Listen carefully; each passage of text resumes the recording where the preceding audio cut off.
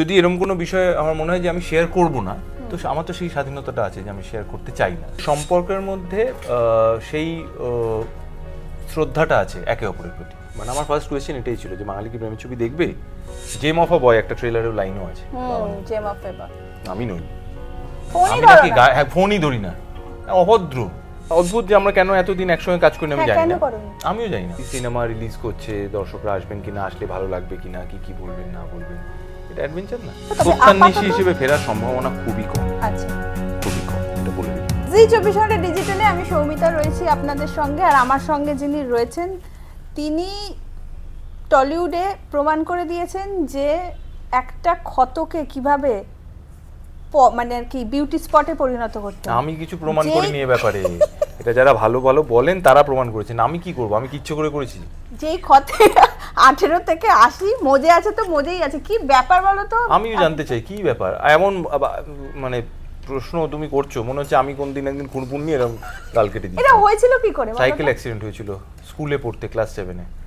আর একটু হলে গাড়িটা ওপর দিয়ে চলে যাচ্ছিল, ভাগ্য খুব ভালো যায়নি, বাট ফেটে গিয়ে পাঁচটাই বোধহয় স্টিচ।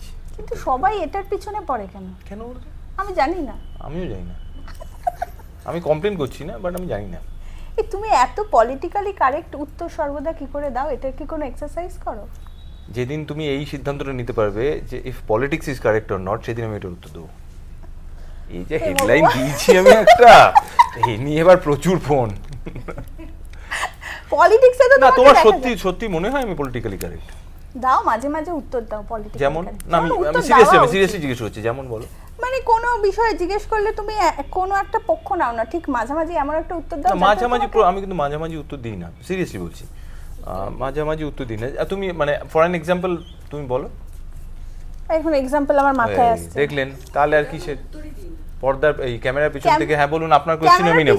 হ্যাঁ, ওর কোশ্চেনও নেব, বলুন আপনি বলুন কি কোশ্চেন আপনার, বলুন। হ্যাঁ, উত্তর দিই না কারণ আমার মনে হয় এই যদি এরকম কোনো বিষয় আমার মনে হয় যে আমি শেয়ার করব না, তো আমার তো সেই স্বাধীনতাটা আছে যে আমি শেয়ার করতে চাই না, সেটাও করি, সেটা বলছি, কিন্তু আমি মাঝামাঝি উত্তর দিই না। স্বাধীনতা দিবস আসছে, আর স্বাধীনতা দিবসে একটু আগে প্রেস কনফারেন্সে সৌরসেনী বলছে প্রেমের স্বাধীনতা। প্রেমের স্বাধীনতাটা কি? যেখানে প্রেমের যে দুপক্ষ তারা যেই হন না কেন, তারা নিজেদের ইচ্ছে এবং নিজেদের ইচ্ছেতে সেই সম্পর্কে জড়িয়েছেন, এবং অ্যাট দ্য সেম টাইম তাদের সম্পর্কের মধ্যে সেই শ্রদ্ধাটা আছে একে অপরের প্রতি।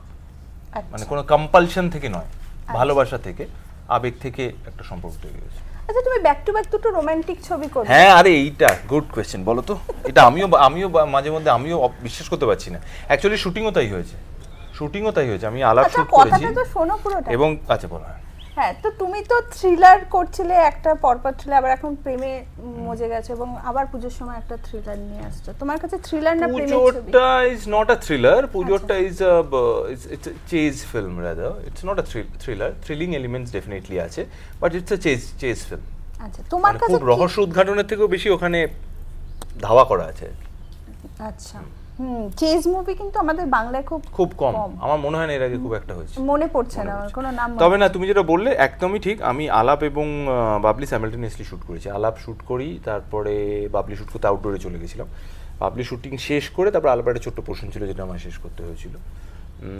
কিন্তু মজার বিষয় হচ্ছে যে দুটো প্রেমের গল্প সম্পূর্ণ আলাদা, দুটো চরিত্র সম্পূর্ণ আলাদা, এবং প্রেমের যে ভাষা, মানে যেটাকে আমরা ইংরেজিতে বলি দ্য ল্যাঙ্গুয়েজ অফ লাভ, একদমই আলাদা দুটোর ক্ষেত্রে, যে আবেগ বলো, আকর্ষণটা বলো। তো সেই দিক থেকে দেখতে গেলে এটাও খুব ইন্টারেস্টিং যে দুটোই প্রেমের ছবি অথচ সম্পূর্ণ আলাদা।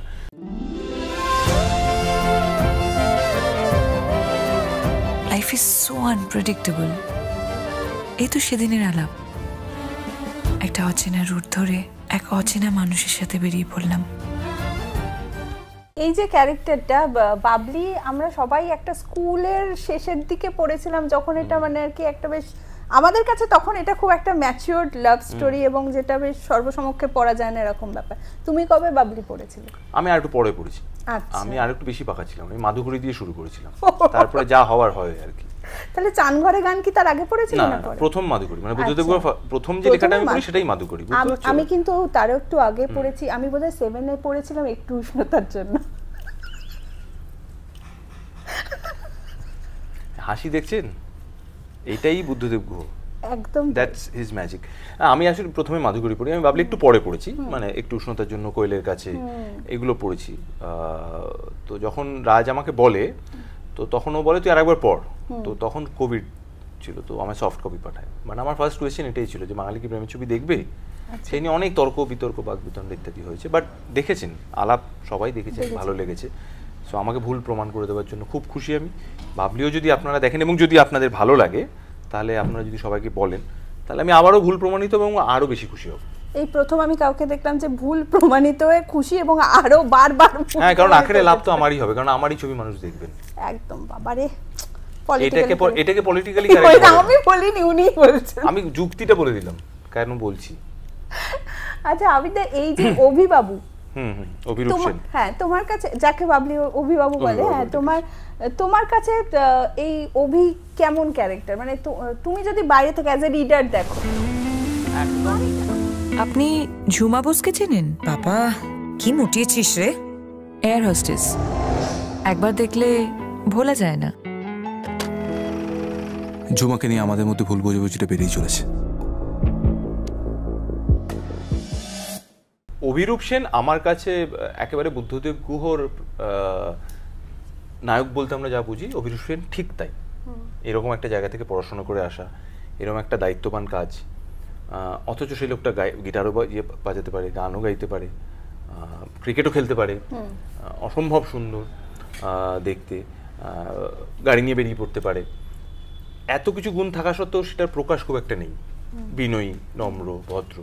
সো বুদ্ধদেব গুহর নায়করা এরকমই, এবং এইরকম অভিরূপ সেনের মতো চরিত্র সামনে থাকলে বা তাদের সঙ্গে আলাপ, তাদের সঙ্গে যদি মোলাকাত হয়ে যায়, তখন তো যে কোনো কারোরই প্রেম করতে ইচ্ছে করবে। আর শোনো, একটা কথা সত্যি করে বলছি, অভিরূপ সেনের সঙ্গে আমার কোনো তুলনাই হয় না। He is much more heroic, much more charismatic than me. Abir চট্টোপাধ্যায়ের সঙ্গে অভিরূপ সেনের চরিত্রগত দিক দিয়েও খুব একটা মিল নেই। হ্যাঁ, আর ওনার বোধহয় এত মহিলা ফ্যান ফলোইং নেই যত আবির চট্টোপাধ্যায় আছে।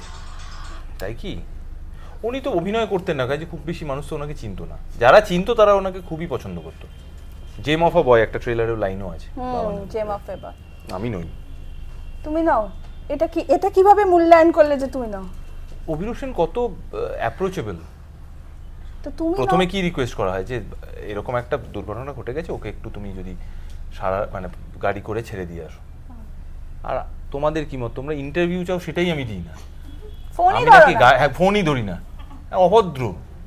অভদ্রটা আমি বলিনি। কত ভদ্র বিনয়ী তুমি বলো তো, গাড়ি করে নিয়ে চলে গেল। কিন্তু তুমি ফোন ধরো না। তাহলে এটা অভিরূপ সেন কোনোদিনও করবে? কে জানে, আমি তো অভিরূপ সেনকে ফোন করি। তুমি দেখো ওর কাজ কি করেছে, ওকে বলেছে একবার ফোন করে, ও বলেছে হ্যাঁ হ্যাঁ ঠিক আছে, কোনো অসুবিধা নেই বলে নিয়ে বেরিয়ে পড়েছে। তো সম্ভব মিলই নেই আমার সাথে।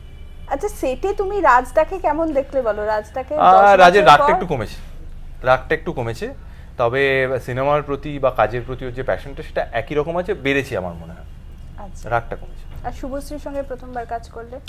ভালো। ওটা অদ্ভুত যে আমরা কেন এতদিন একসঙ্গে কাজ করি আমি জানি না, আমিও জানি না। আমাদের কাস্ট করেনি, আমার কি করবো, আর কাস্ট করেনি নিশ্চয়ই। তবে এখন আর কমপ্লেন করছি না, কারণ বাবলির মতো একটা ছবি যেটা রাজ ডিরেক্ট করলো, বুদ্ধদেব গুহর লেখা, সেটা দিয়ে শুরু করছি, তো দ্যাটস ফাইন।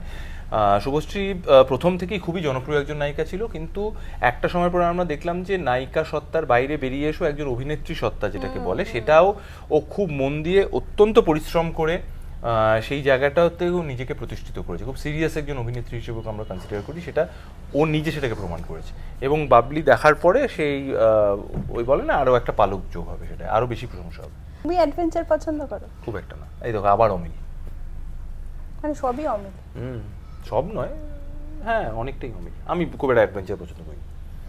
আচ্ছা, থ্যাংক ইউ সো মাচ। এমনি এমন একটা কাজে আছি আমরা, অ্যাডভেঞ্চারের এমনি কমতি নেই আমাদের। এটা একটু বিশ্লেষণ দরকার। এই যে এমন একটা কাজের মধ্যে আছি, সিনেমা রিলিজ করছে, দর্শকরা আসবেন কিনা, আসলে ভালো লাগবে কিনা, কি বলবেন না বলবেন, এটা অ্যাডভেঞ্চার না? আচ্ছা, এটা কি তোমাকে ভাবায়? যে অবশ্যই ভাবায়, কারণ আমি আমার কাজের প্রতি যথেষ্ট আমার মনে হয় ফোকাসড। আমি আমার কাজের জন্য যা যা দরকার আমি সেটার প্রতি সৎ থাকার চেষ্টা করি। বাকিটা দর্শকদের উপর, এবং তাদেরও সম্পূর্ণ স্বাধীনতা আছে কাজ দেখে যদি তাদের ভালো না লাগে সেটাকে হ্যাক করে দেওয়ার, কারণ তারা দর্শক, তাদের জন্য ছবি বানায়। এই 15th of August তুমি প্রেম নিয়ে আসছো, এবং তারপর পুজোর সময় তুমি চেজ নিয়ে আসছো, এবং তারপর আবার কি থ্রিলার নিয়ে ফিরবে? রক্তবীজ 2 আসছে? এক্ষুনি জানি না, সত্যি এক্ষুনি জানি না। না, বাকি আমার যে ছবিগুলো এই মুহূর্তে যেটা রেডি বা যেটা পোস্ট প্রোডাকশন চলছে তার মধ্যে আছে আছে আছে থ্রিলার আছে, আপনারা চিন্তা করবেন না, আছে থ্রিলার। কলকাতা, পুরনো দিন, একটু ইতিহাস, রহস্য আছে। সোনাদা? না, শোনা যায় না।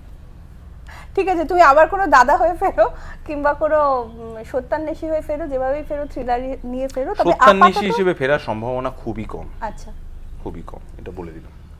আচ্ছা, তো আপাতত আমরা প্রেমেই থাকি। আপাতত প্রেমে। বাবলি 15ই আগস্ট থেকে বড় পর্দায় আপনারা আসুন, যদি আপনাদের ভালো লাগে আমরা খুব খুশি হব। শেষ করব এটা বলেই যে অভিরূপ সেনের সঙ্গে আমার আরও একটা তফাৎ, উনি বললেন তুমি আবার দাদা হয়ে ফেরো, কোনো মহিলা অভিরূপ সেনকে দাদা হয়ে দেখতে চাইবে না, আরও একটা তফাৎ। দেখা হচ্ছে 15ই আগস্ট বড় পর্দায়। বাংলার আওয়াজ, বাঙালির আবেগ, জি 24 ঘন্টা।